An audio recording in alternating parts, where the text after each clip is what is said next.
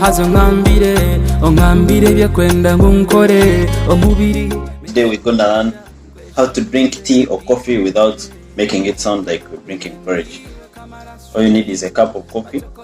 You lift it up and take a gentle sip.